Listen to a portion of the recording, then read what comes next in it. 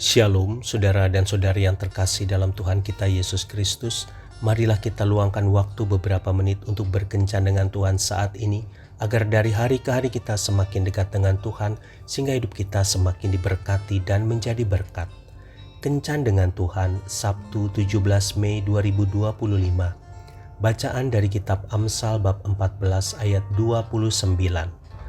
Orang yang sabar besar pengertiannya, tetapi siapa cepat marah membesarkan kebodohan.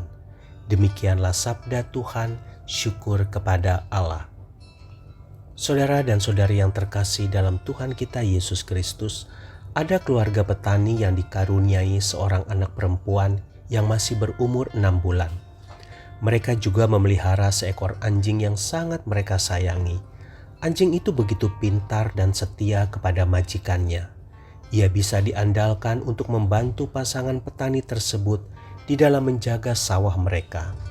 Mereka tidak perlu membuang waktu untuk menjaga burung-burung atau tikus yang akan merusak tanaman padi, karena si anjing setia akan mengusir burung-burung yang datang untuk melahap padi mereka. Karena kegigitannya, anjing setia itu selalu berhasil menangkap tikus-tikus nakal yang merusak tanaman padi dan mencabik-cabik tubuh mereka. Pagi itu si petani bermaksud menjual hasil sawahnya ke kota. Tetapi kali ini ia terpaksa harus mengajak istrinya ikut serta karena banyaknya hasil sawah yang harus mereka bawa ke pasar.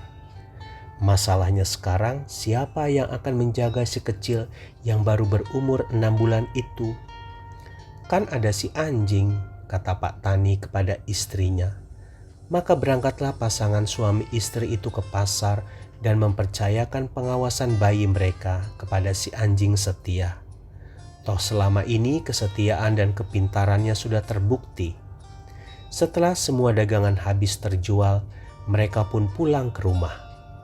Melihat majikannya datang dari kejauhan, si anjing menyalap, melompat-lompat sambil berputar-putar, seolah ingin memberitahukan kepada majikannya, "Cepat kemari, ada sesuatu yang sudah terjadi." Setelah dekat, suami istri itu pun kaget bukan kepalang. Betapa tidak, mereka melihat moncong si anjing berlumuran darah. "Pastilah anjing ini sudah memakan bayi kita," jerit istri petani histeris. Saat itu juga Pak Tani mengambil sebatang kayu sambil marah pada si anjing.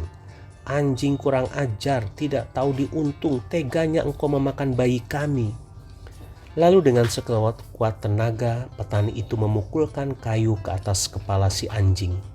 Anjing itu pun sempoyongan, berteriak lemah, dan memandang tuannya dengan mata sayu. Setelah itu ia rebah tak bernyawa dekat kaki tuannya. Suami istri itu bergegas ke dalam, dan di sana mereka melihat bayi kecil mereka sedang tertidur lelap. Di bawah tempat tidurnya tampak bangkai ular besar dengan darah yang berceceran di tanah bekas gigitan si anjing. Suami istri itu pun duduk terkulai. Penyesalan mendera hati mereka karena telah membunuh anjing setia yang justru telah menyelamatkan nyawa bayi mereka dari serangan ular besar. Saudara dan saudari yang terkasih dalam Tuhan kita Yesus Kristus, cerita ini mengajak kita kembali kepada pengajaran firman Tuhan tentang bagaimana kita harus menguasai diri sepenuhnya dan tidak cepat terbakar emosi dalam kemarahan. Banyak permasalahan yang timbul dikarenakan emosi yang tidak terkendali. Marilah kita melatih diri untuk mengendalikan emosi sehingga kita tidak melakukan tindakan yang bodoh.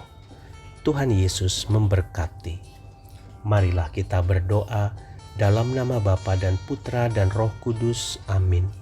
Tuhan Yesus, tidak mudah bagiku mengontrol emosi ketika diperhadapkan pada situasi yang membakar hatiku. Aku mohon penuhilah aku dengan kuasa Roh Kudus-Mu, sehingga aku dipenuhi dengan roh kesabaran dalam menghadapi persoalan yang membakar hatiku. Amin. Dalam nama Bapa dan Putra dan Roh Kudus. Amin.